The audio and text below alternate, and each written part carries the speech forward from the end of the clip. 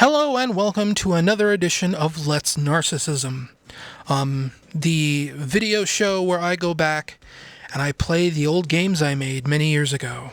It's Halloween once again, which means it is time to go back and look at another one of my games that I made for the holiday. You would not be remiss in thinking that the only games I ever finished were games that were supposed to be for Halloween, and if you really stop and think about it, that's probably not too far from the truth. When I think about the games that I've actually finished and released, I think somewhere in the realm of 75% of them were for Halloween.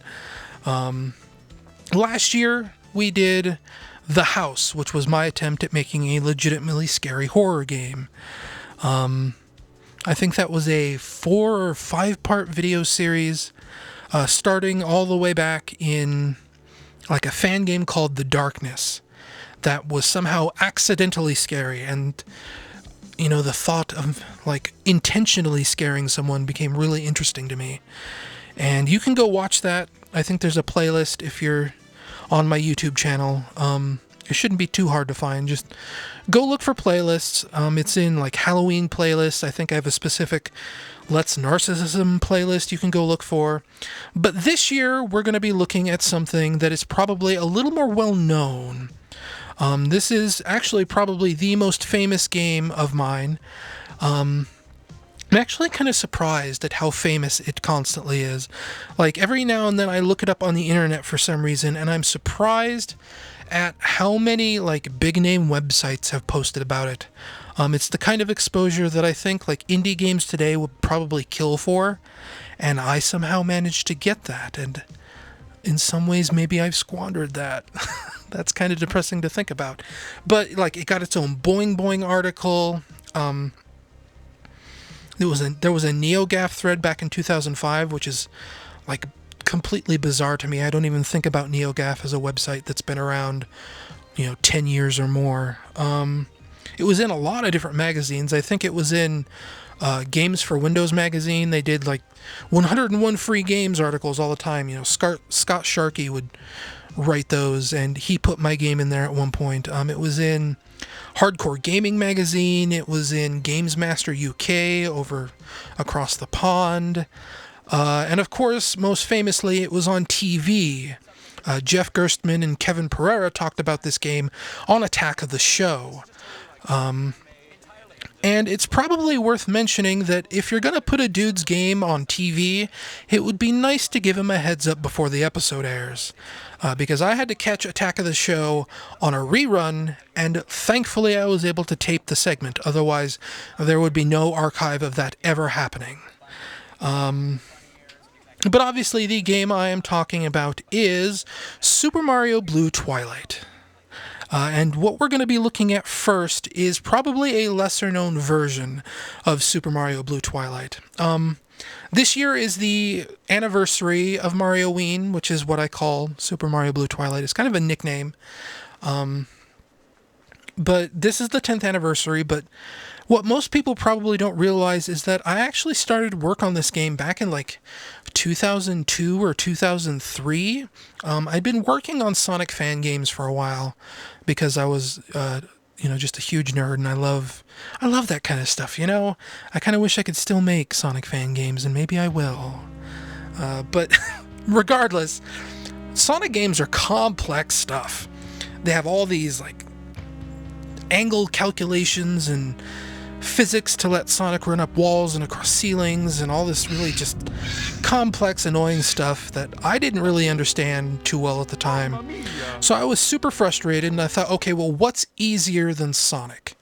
And if you think about Mario is actually really simple. He's just a basic platformer. Most Mario games back then didn't even have slopes. Like, slopes weren't introduced until Super Mario Bros. 3 and Super Mario World. Before then, Mario was just blocks. It was square platforms. And that's about as simple as you can get. So I started work in like 2002 or 2003 on a Mario engine, just, technology out of nowhere. Just, let's play with Mario for a little while and see what happens. And then I think it was September 2004 or something, I had this framework for a Mario game that I'd been poking and prodding at every few months for like a year or two, and I thought, okay, Halloween's coming up. I want to do something special for Halloween because I like doing things for Halloween that are special. Let's make a Mario game about Halloween, and that's where the nickname Mario-ween comes from. And this was the original release I released in release in 2004.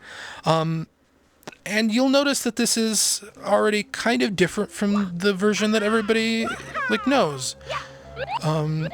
It's a lot more simple. I think there's a lot less levels. I think there's only like 4 levels in this. Because, I decided to make a whole game in, what was it, like 5 weeks, 6 weeks? And this is the first level. It's called Learn to Wall Kick. It's a play on Yoshi's Island. The first level in that is called, I think, Make Eggs, Throw Eggs. So you get, this level that's basically telling you what it's about when you load it up. And this one's called Learn to Wall Kick. And this was me first starting to explore the concept of level design, and specifically, Nintendo's level design, right? So it's the idea that you teach the players something and then you test them on it. So you come up here, and that's your first test. To get up to this platform, you have to do a wall kick. But of course, if you know how, you can also just, bypass it like that by doing a triple jump. And the triple jump is another thing that I feel like was me experimenting with something. Again, this was 2002, 2003. This was before New Super Mario Bros. Came out, or was even announced. I think New Super Mario Bros. Was 2005 or 2006. So, I was trying to incorporate Mario 64 elements here long before that. In fact, Mario's control here is me trying to do Super Mario Sunshine, right? Something I really liked about Super Mario Sunshine is how springy Mario feels in that game. It's this really, just really nice feeling of where you push the analog stick and Mario just reacts. It feels super, super, super tight. And I really love that feeling. So I wanted to try and translate it here into a 2D game, and obviously that doesn't really work in a 2D game. Oh, look, here's a slope. I guess I'm a liar. But yeah, 2D Mario works best on momentum, right? So having this kind of instant acceleration, almost like a Mega Man game, is kind of not really what Mario's about, I don't think. But that's what I ended up going for anyway. We're coming up on the end of the stage here. And this is gonna be kind of a weird thing for me, because outside of a couple test recordings just now, I haven't played this game in probably at least 7 years. So while I remember the broad strokes of this level design, I don't remember everything. Oh, this part. This is... Here, we'll get rid of this guy first. This is... I was telling you how you teach the player and then you test them on it, right? Well, this is kind of the ultimate version of that. Oh, time's running out. This is a reference to Super Metroid, where you have to learn how to use Samus's wall kick to get out of a really deep chasm. And the only way you can get out is by using the wall kick. So, this is kind of a hard test for Mario. You're not supposed to... just leave the player hanging high and dry like this. Here, we'll just let we'll let time run out. I think that's what I was trying to say. And then I'll come back to that. I'll just blitz to it, and I'll talk about it more, because I didn't think I spent that long in this stage. Okay, back to the wall kick segment. So, like I was trying to say before I really started rambling to make up lost time, Normal Nintendo games, you're supposed to introduce the concept slowly and let the player sort of feel their way out. And here, it's kind of rude. You get that one wall kick segment at the start, and you get right here, and you're expected to have mastered it already. And that's not good level design. But like I said, Super Metroid did it, and people love Super Metroid. So the idea is that the only way you can complete the level is if you know how to wall kick. So you just... And obviously that's a lot easier than Metroid. Metroid has this big, like, really annoying wall kick system. And this, you just kind of... You jump at a wall and you hit jump, and that's it. And you kick, kick, kick, kick up. So that's the first level, learn how to wall kick. Not like it could be better, but it's not the worst. I actually kind of like what I did there. These videos will probably be about 2 levels each. We might go through the entirety of Blue Twilight first because it's a short game. Like I said, I think it's about 4 levels long. So we'll get to the end of this. This is stage 2, 6 Feet Under. I think I changed this name to something generic in the deluxe release. But we'll get there. We'll get there. Oh, and that's an interesting bug. It's not really a bug. If you hold the jump button when you jump on an enemy, you get, like, depending on how you do it, you get, like, huge amounts of height. Like, I think if you triple jump and then on the 3rd jump you land on an enemy, you get just, like, ridiculous height. And you're kind of not supposed to. But it's kind of like Mario rules, I guess. I don't know. This part I know is different. This was part of my test run. We'll see when we get to DX. This whole room is just completely different. But again, this is a version of the game that nobody's really ever seen. Here's another good wall kicking test. And this level I think is really interesting because it's kind of set up like a Sonic level in a way. Obviously I am a Sonic fan, so that's kind of what I know. This has an upper and a lower path. And, you know, you pick which one you want to go to. Here's a red dry bones, an interesting reference to Castlevania. There are other dry bones later in the game that are not invincible like that, which is probably confusing to some people. Probably not. I don't know. I was like, yeah, Castlevania, you know? Castlevania's cool. That's obviously something that Nintendo would never do. And here's the upper path over here, which is full of pipes and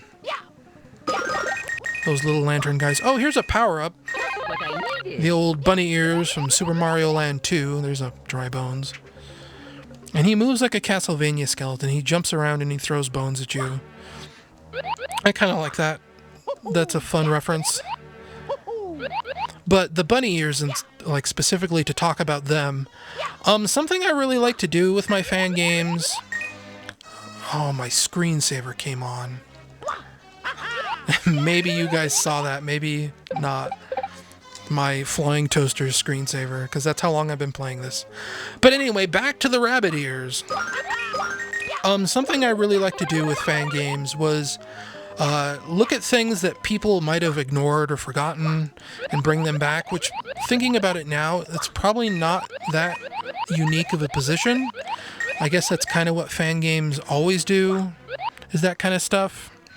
So nobody was really using the bunny ears very much anymore, so I brought them back. I decided to use them. And if you don't have the bunny ears, you just drop down here into this pit full of enemies, and I just lost my bunny ears. Oh, here, let's do the bug. We'll do 1. Wow, look at that. And then you get lots of height.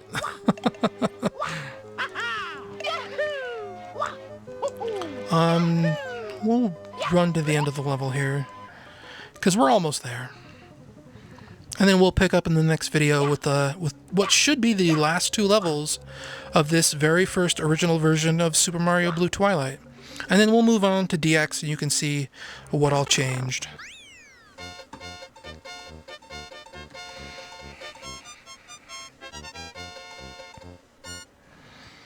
So, thank you for watching. This was the first part of the original Super Mario Blue Twilight. Stay tuned for the next video, which will be the second half of the game. Bye.